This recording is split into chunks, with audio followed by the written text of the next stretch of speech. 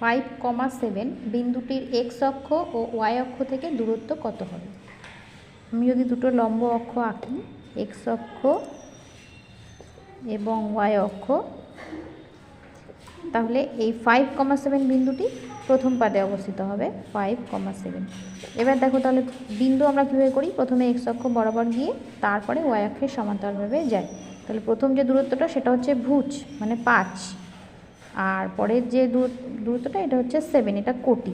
তাহলে এক্স অক্ষ থেকে দূরত্ব কোনটা হচ্ছে কোটি। তাহলে 5,7 বিন্দুটির এক্স অক্ষ থেকে দূরত্ব